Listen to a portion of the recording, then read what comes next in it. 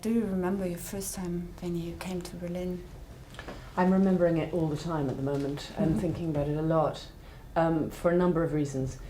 Not only, of course, because we're here with the Derek film, but also because I'm here with a filming competition for the Julia, the Zonka film, and the only other time I've been here with a filming competition was with Caravaggio.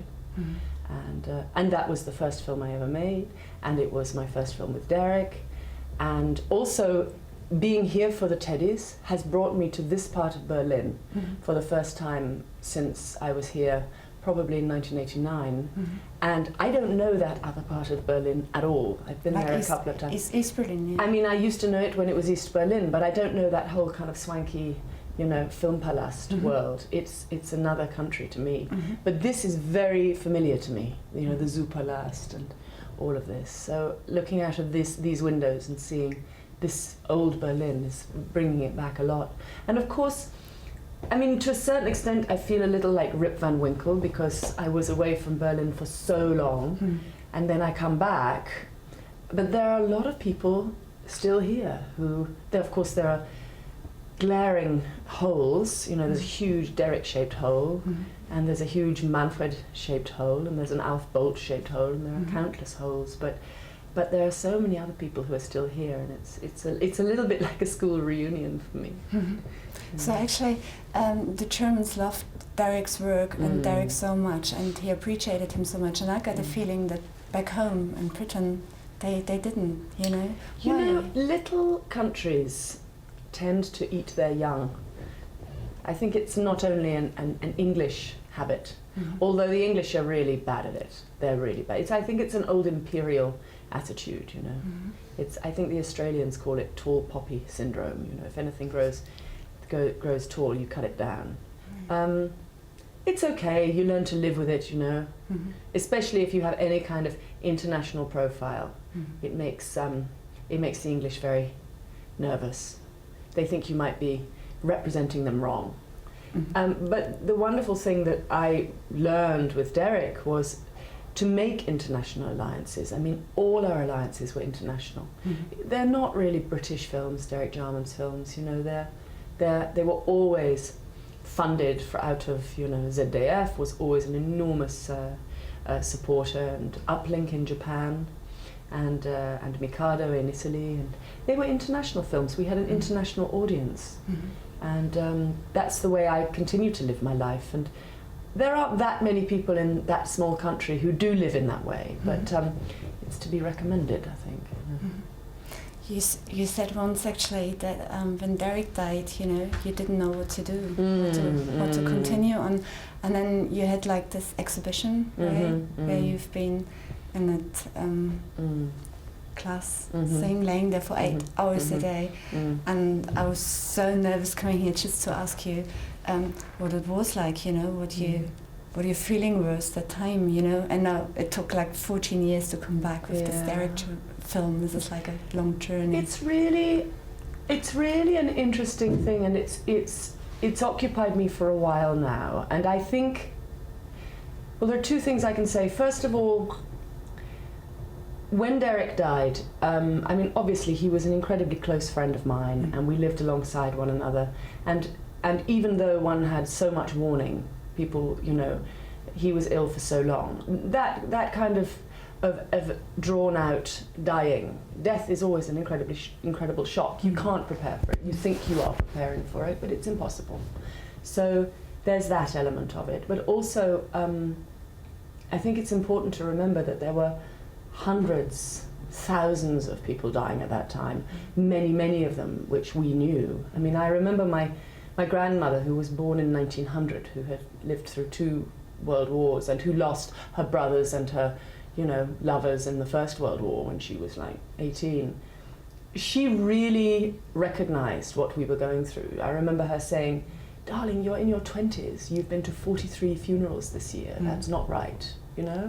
And it reminded her of living through the First War. And I realized that we lived through a war, and there were, for those of us who survived it, it was a really complicated moment to survive it. You know, just soon after 1994, the drugs started to come in, and people were able to, you know, live with AIDS in a new way, and there were so many people who didn't manage to live long enough to try them.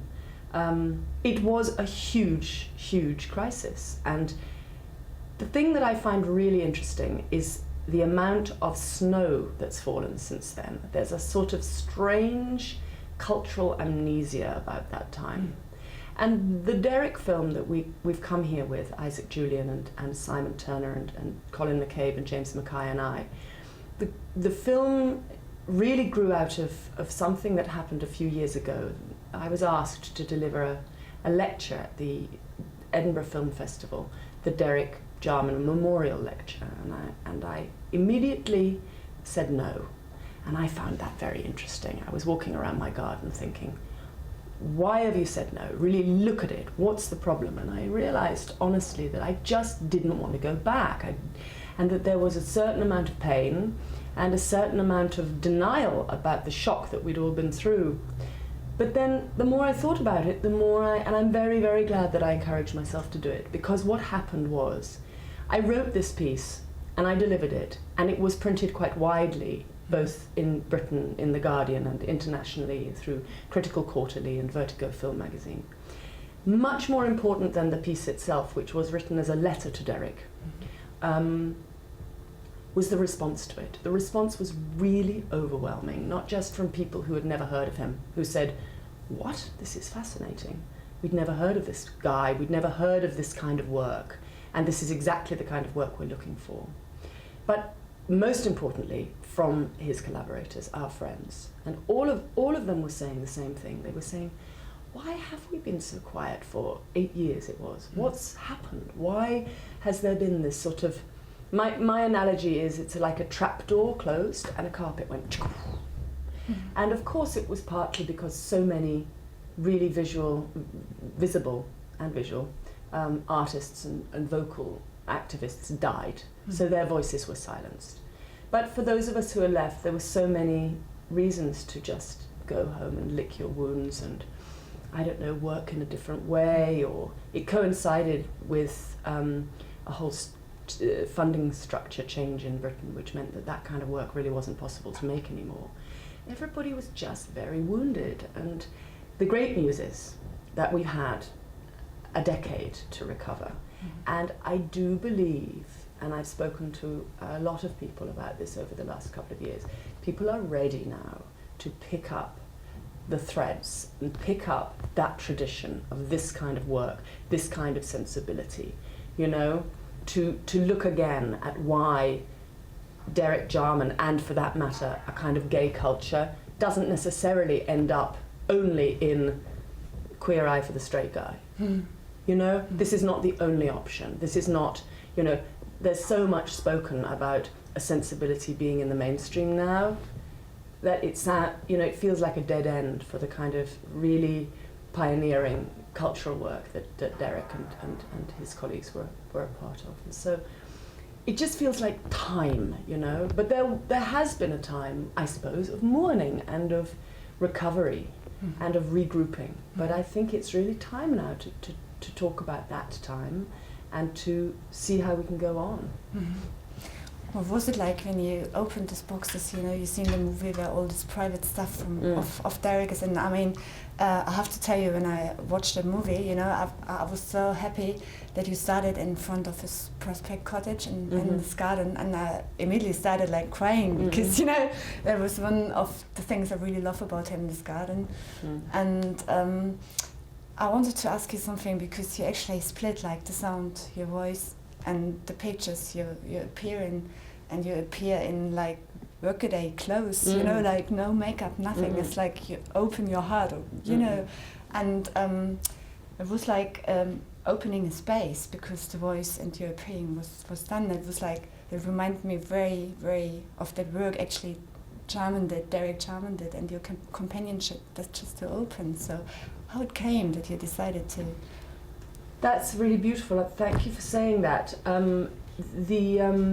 Well, Isaac Julien had the concept for this film. I mean, there are three elements in the film. There's there's Isaac's images, which are made up partly of found footage from Derek's own archive, some stuff that we've never seen before, also images from the films, and Isaac kind of bookending them with the context of the garden now, and me now, and London now.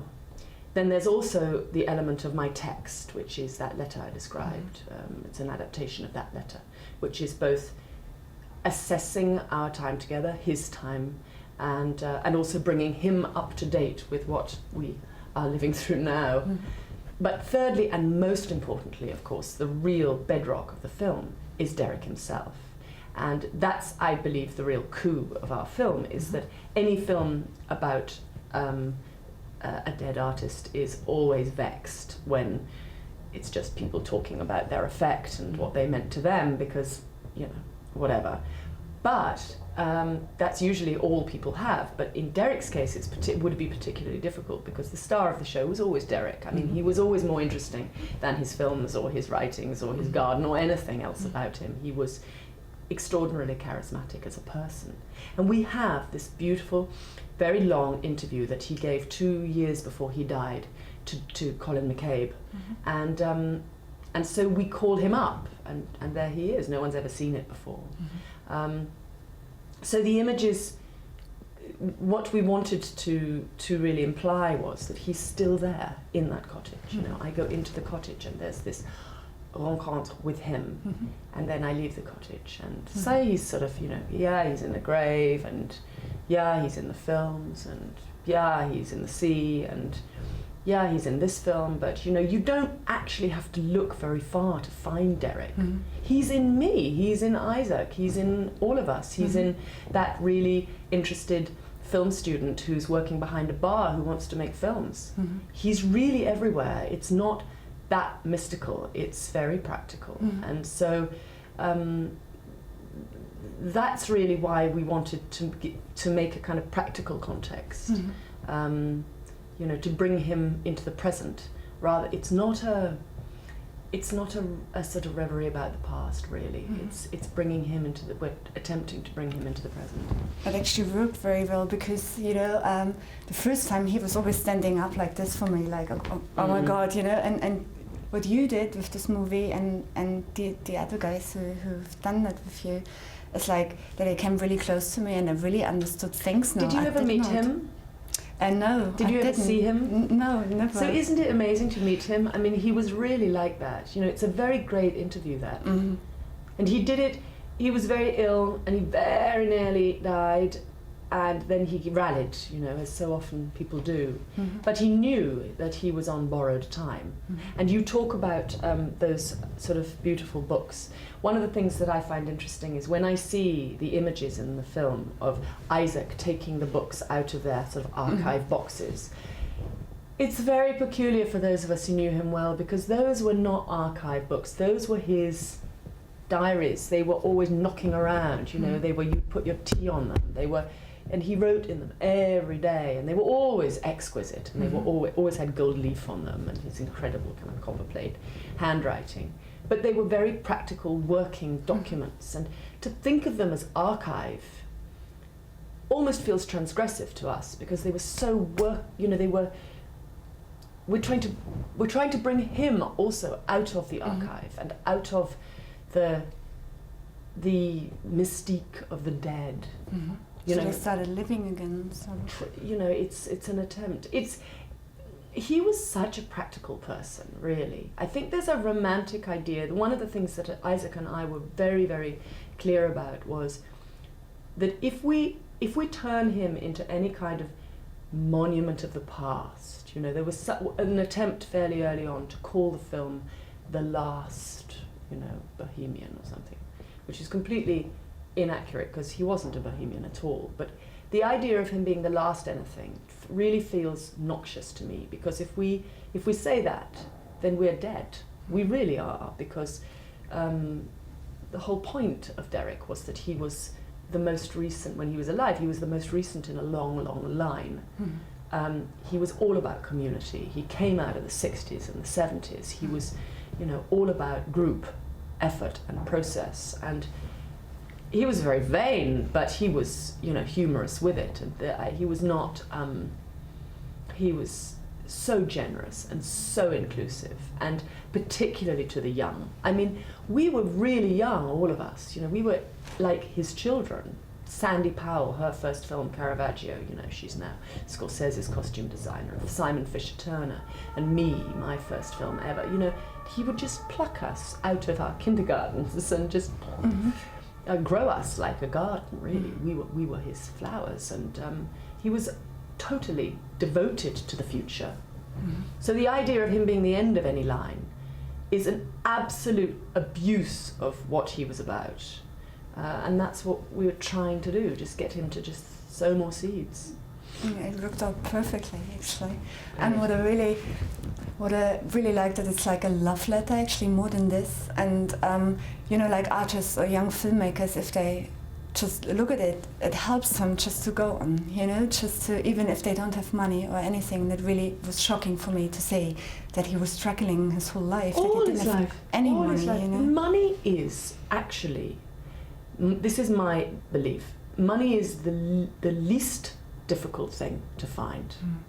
If you're looking for the most important things, which are vision, good company, you know, is, with good company you can do pretty much anything. You don't need money to make film. I remember one of my first memories of Derek was when I was first involved with working with him. I went with him to the Edinburgh Film Festival, and there were a series of masterclass things, and there were 3 people giving these masterclasses, and one was David Putnam, and one was Alan Parker, and one was Derek Jarman. And the first 2 gave their talks, and basically they said the same thing. They said, listen, and of course the audience of those things is always made up of aspiring filmmakers, or, you know, people who really, really want to hear from people with experience. They really want to learn things. And they both said, listen, making films is really difficult and really expensive. So we advise you to leave it to us. And I remember everyone coming out of their talks and having, you know, a cigarette in the lobby. Okay, well, I'll continue my accountancy degree, and okay, this sort of slightly depressive feel. And Derek got up and he just said, just do it. Borrow a video camera off your friend's uncle. That story about you and your girlfriend splitting up, that story about you fancying the boy next door, that story about your dog, just do it. Project it on your bedroom wall, just do it. And the effect was everybody coming out going, I could, this sort of absolutely tangible enthusiasm. People saying, oh, I've got a video camera, and I could, next Saturday, maybe, blah, blah, blah. That's what actually happened to you as well, you know. That's what you said, that you have been that actress or that model for him, you know, and he just made you stronger just to be the way you be. Well, right? I don't, you know, he really, and I've been saying this a lot recently because I've been realizing that without him, I really don't know how I would have been working in the cinema, because I had this idea of how I could work in the cinema, but it was completely virtual and completely insane and completely pre-industrial and non-professional. And I left university and I had an agent, and I tried to explain it to them, and they, with all the will in the world, looked at me, you know, blank. And there just was nothing that could hold that kind of authorship, that kind of experiment, that kind of totally, you know, insane kind of work. And then there's Derek. So Derek just went, we'll do it with me, come and do it with me. You want to work in silent cinema? Come and work with me, let's do it, let's just play. Let's just play for 9 years. And 7 films. And 7 films. By which time my habit was so set, like so completely addicted by then, that's it. I mean, I'm spoiled for life. And the amazing thing is that I go on being able to find collaborators, and you know, some of them are in the strangest places. You know, some of them are making $200 million films in Hollywood, but they have that heart. I mean, believe it or not, and I think it's a generational thing. Believe it or not, these days, you know, there are studios who are hiring people like Spike Jonze or David Fincher to make $200 million films, but they have a very similar experimental heart to Derek, and I feel very at home with them. But it's, you know, that's the miracle. That's much, you know, to keep it going after Derek's died is really the miracle for me. But he ruined me. He totally just spoiled me rotten. Do you know what? That reminds me of the thing in the movie which I found really nice, that actually Derek said, like, I want to just disappear with all my work. Yeah. And you know, the first contact I had with Derek's work was this little book, the Book of Colors. Yes. You know, and just yesterday night when I just read about blue again, you know. So, and I just thought this is actually quite nice, because blue is this color which actually just every boundary goes. Absolutely. You know, and just he said that, and actually what you did in that movie, that you just separated sound and separated your pictures, like borderline of death and life and borderline of, you know, something new. You know what I mean? So it's like actually disappearing means for me that he's everywhere, you know, is it? So. And he was, you know, if I think of what was the essence of Derek, he was so curious. There wasn't anything he wasn't interested in. You know, he had a scientific kind of esoteric interest in everything. As you say, you know, he's interested in colour later on. This is why I wore pink for him last night. Really? Valentine's Day. Wear a bloody great pink dress, because, you know, it's love. And he really would see that. He would pick these things up and was always looking. He was always looking for light. He was completely like a child. It's one of the real regrets of my life. You know, there's so few things to regret in life, but it's so sore for me that I have had children since he died and that they didn't know each other, because they really, I mean, they're 10 now, my children, and they are entirely in Derek's space. You know, he was really like a 10-year-old. So what I really like in his work is, and you can see that in the movie, that he never shouts, you know, he's not one of those directors they just on that stage and just shout at everyone. He created such a nice environment, you know. This working process was really impressive for me. So what was it like for you when you met him first time and he stood in that door with that 8mm camera? He was just so welcoming, you know. He was a very significant individual for me, because he, apart from obviously his unique personal, you know, charm, which made a friendship, but he was the first practicing artist that I'd ever met. And he came from a similar background to me, and we come from a world that doesn't normally breed artists. We normally breed patrons, which is like anathema to artists. There's filthy artists, you know, irresponsible and wasteful and attention-seeking artists. So that was really significant for me, to meet someone who had a similar frame of reference, had a similar upbringing, but was living the life that an artist lives. And and he was very familiar to me. He felt like family in so many ways. And we just chatted, you know. I mean, as I say in the film, you know, he was the first person I ever met who could gossip about St. Thomas Aquinas and hold a steady camera at the same time. You know, he's the only person I've ever met, actually. But that, you know, his engagement always was so thrilling. It was beautiful. So last night, I think it was Klaus, your wonderful mayor, who spoke about engagement. And I think it's, you know, he was so engaged, Derek. It wasn't just, when you say about shouting, he wasn't just passing an opinion or venting his emotion about the situation. He was engaging with it. And very often he was engaging with joy and with some kind of, you know, humour. Very often romantic. He was a great romantic as well. You know, he loved to play with the romance. But he was just engaged with everything he touched. He wasn't sure of anything. I suppose that's part of the secret. You know, there's nothing he was really sure about, so he had to chew everything. And like a child, and it's a good way to live your life, I think. You know, no preconceptions, just chew it all. What I was really shocked about was the fact that he had such violence in his childhood. And Yeah. Did you actually know that before? Did you discover that while making the movie? I did, but he'd never really. He was very candid always. I mean, all his life he had a very candid relationship with the press and was very open. But there were some things that he was, fairly just discreet about. And one of the things that I think is really beautiful and valuable about this interview in Isaac's Derek film is he's more candid in this interview than at any other time in his life. And it must be an extraordinary thing if you know you're going to die fairly soon and you think he really thought he was going to die, just before. It's as if he's on a kind of objectivity cloud, It's literally like he's already in heaven or hell or wherever the best parties are going on.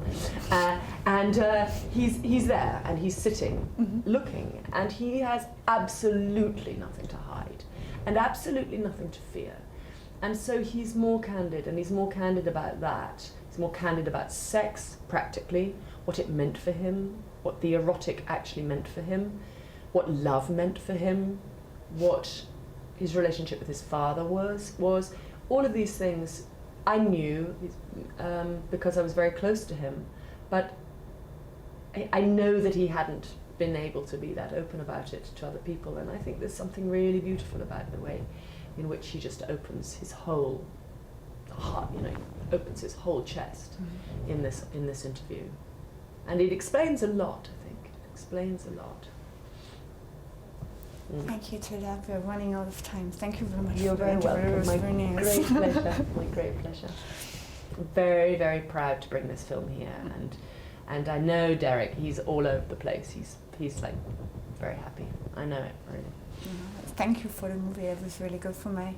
I actually wanted to ask you still questions about the garden because it really freaks me out. It's like it's meant to, by the way. Yeah, it's meant to. Yeah. But I mean, when he said the things, all with this, when he started getting this habit to collect those things, really, and that's the first time I actually understood what was going on with this garden. Just to bring this case, just to have some, some. But things. as I said in the film, to make things grow where nothing was. Yeah. There was nothing. That was like a derelict place. When we first found that garden, that house, it was a little suburban shack.